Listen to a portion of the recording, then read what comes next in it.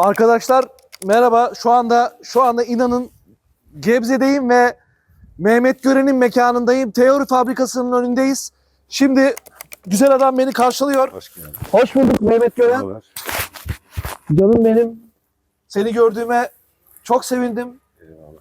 Arkadaşlar şu anda gördüğünüz Teori fabrikasının önü.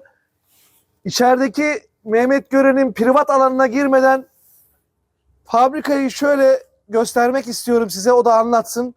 Mehmet Gören, sizden bekliyorum beyefendi. Şöyle anlatırsanız sevinirim. Nedir? Nereye kurduk? Neyi Kaç öğrenmek metrekare? Fabrikanız hangi bölümlerden oluşuyor? Şimdi bizim 2 tane üretim tesisimiz var. Bir tanesi Gebze, bir tanesi İzmir. Burası Gebze tesisi. Burası Gebze, evet. Burası 2300 metrekare bir alanımız var. Açık alan tabii ki. 925 metrekare kapalı alanımız var. Burada bir sosyal binamız var. İşte yemek yediğimiz, işte zamanımız, boş zamanımız Yemek yenilen alan burası. Evet, orası sosyal binamız. Sosyal binamız. Burası üretim tesisimiz. İçeride 18 kişiyiz. Burası üretim tesisi. Evet, 18 kişi çalışıyor burada. Evet. Aslına bakarsanız 5 ofis çalışanımız, 13 tane de üretimde var. Tabii bu bazen 14 olabiliyor, 15 olabiliyor. Duruma göre, üretime göre değişebiliyor. Değişebiliyor. Hoş geldiniz. Hoş bulduk, sefa bulduk. Çok sevinçliyim buraya geldiğimden dolayı. Arkadaşlar o orayı es geçti, şurayı göstermek istiyorum. Şurada öyle enteresan bir yer var ki inanın, ben şimdi siz beni görmüyorsunuz ama insan buraya geldiğinde gerçekten canı sıkıldığında şöyle bu dönemlerde mesela adamın problemi mi var? Probleminiz varsa böyle gelebilirsiniz arkadaşlar. Bakın. Uğur görüyorsun beni değil mi? Abi burası gerçekten inanın müthiş bir şey. Buradan denize nazır çayınızı kahvenizi içeyip relax hale gelebilirsiniz arkadaşlar. Depresyonu olan varsa, mantıksal sıkıntısı olan varsa buyursun gelsin. Teori o konuda da size hizmet veriyor. Görüyor musunuz? Şu anda Uğur denizi çekiyor. İnanılmaz. Bakın. Bakın. Müthiş.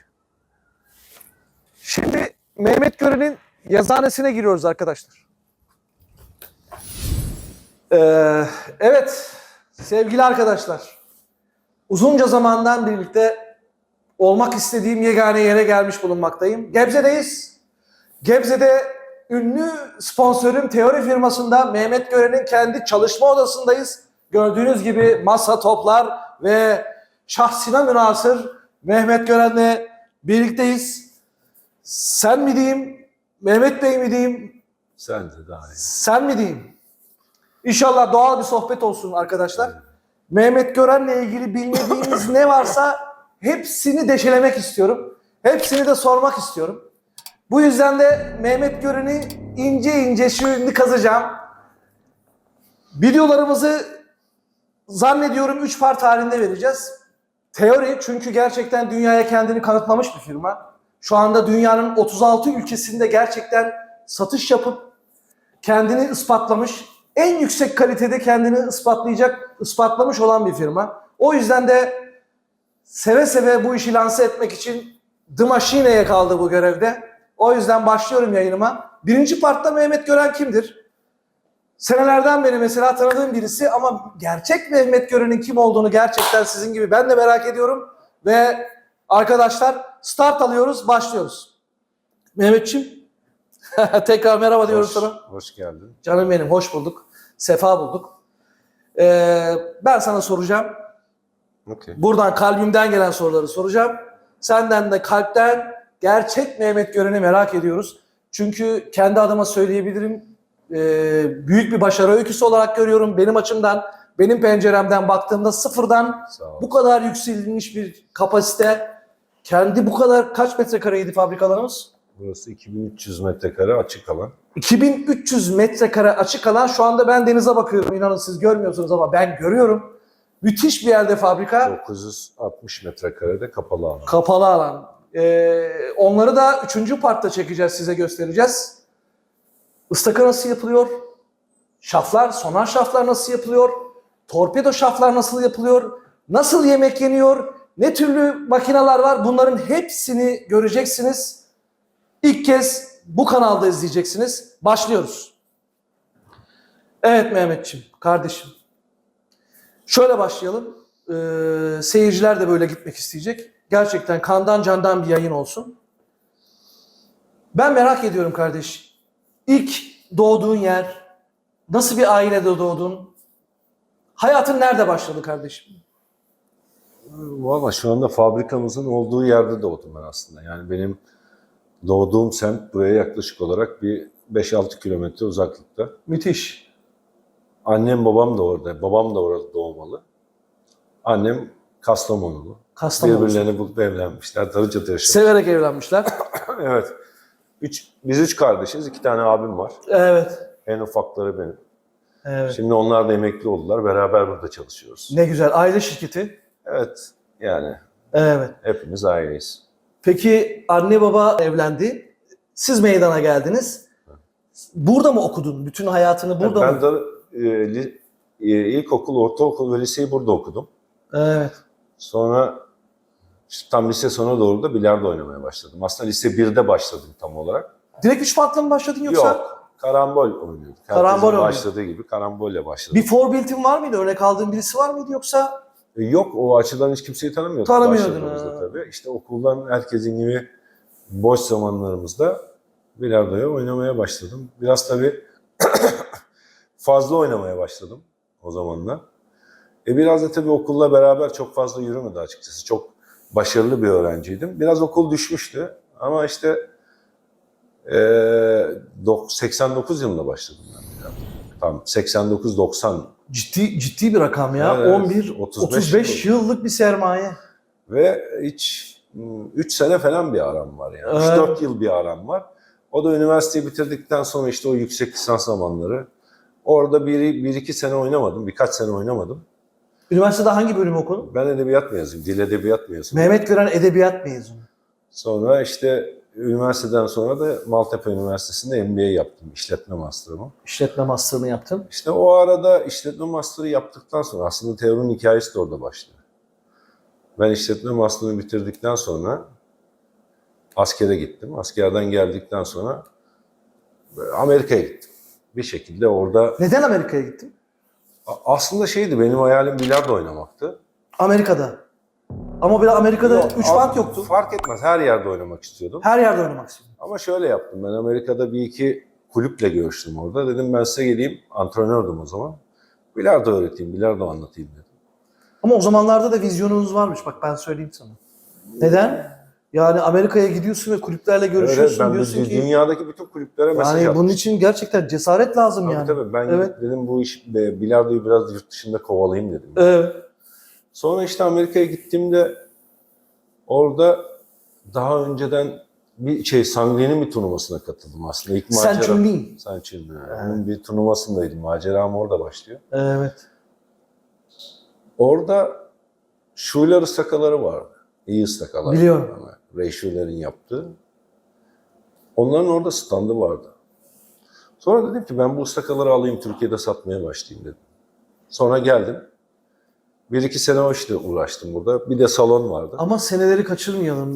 Schuler'in 2006. ıstakalarını satmayı 2006 yılında. 2005 sonu gibi başladı. Yani o zaman şöyle diyelim ben sana. 1989, 11, 17 sonra sen bu sahaya ilk açılma şeylerini, sinyallerini alıyorsun. Üniversiteyi bitirdikten sonra işte Evet. işte çalışıyordum o zaman. Evet. Bir otelde yöneticilik yapıyordum. Sonra yüksek lisanstan sonra dedim ya Amerika'ya gittim. Aslında planım bilardo hobi olaraktı yani. Ya da nereye götürürse gibiydi yani. Bilmiyordun yani. Ben bilmiyordum açıkçası. Evet. Sonra gelince Türkiye'ye o Schuler ıstaka işine başlayınca biraz ıstakaları öğrenmeye başladım açıkçası. Evet. Ondan öncesinde hiçbir şey bilmiyordum. Yani alıp oynuyordum ama ıstakayla alakalı hiçbir bilgim yok. Ama o sırada sen intensif inceliyorsun yani. Ağaçlara bakıyorsun. Sonra başladım işte. Başladın. O işle beraber başladım yani. Aslında öyle çok bilgim yoktu yani. Allah Allah. Normal herkes gibi benim de bir ıstakam vardı. Onunla oynuyordum. Evet. İlk Sonra- ıstakan neydi bu arada? Markasını merak ettim. Pantera. Pantera. Fiyatı- Bu arada benim de Pantera'ydı Fiyatı yani. Pantera'ydı. Onu böyle Evet. özen... Çünkü neydi biliyor musun? Param yoktu yani. Pantera ile Evet, oynayabiliyordum. onu özenle Evet. böyle özenle yapardık onu eskiden böyle. Evet. Çok fazla imkanımız yok. Arkasına beyaz bir lastik.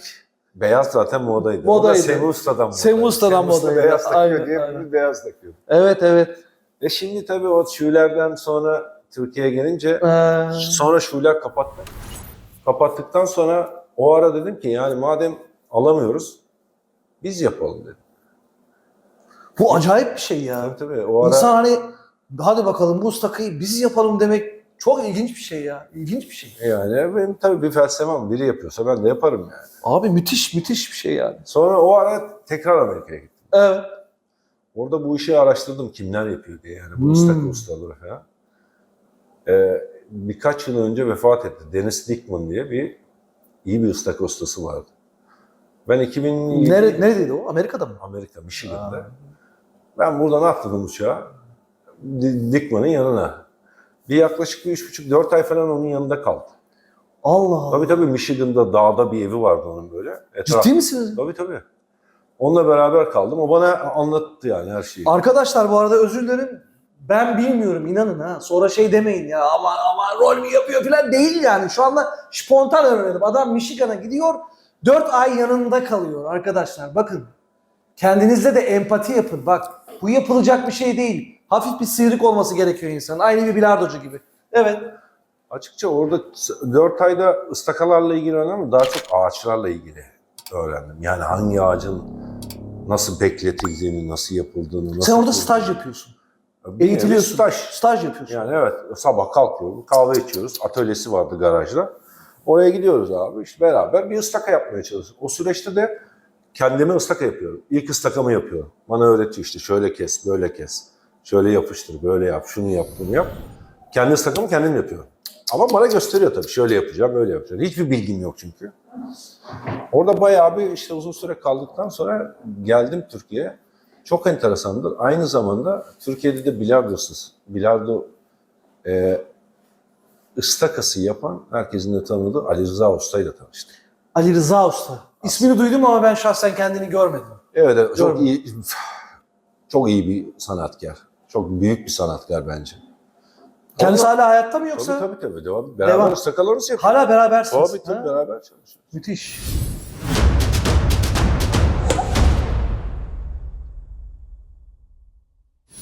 Bilardo'da daha önce hiç denenmemiş, hiçbir yerde bulamayacağınız yepyeni bir konseptle artık yayındayız. İstikamet, yetenek, armoni, psikoloji, sistem, teknik, bilardoya dair ne varsa profesyonel bilardo oyuncularından yeni başlayanlara tavsiyeler eşliğinde yepyeni bir ufka yelken açtık. Bu yolculuğa hep birlikte beraber çıkıyoruz. Kanalımıza abone olup videolarımızı beğenebilir ve çevrenize tavsiye edebilirsiniz.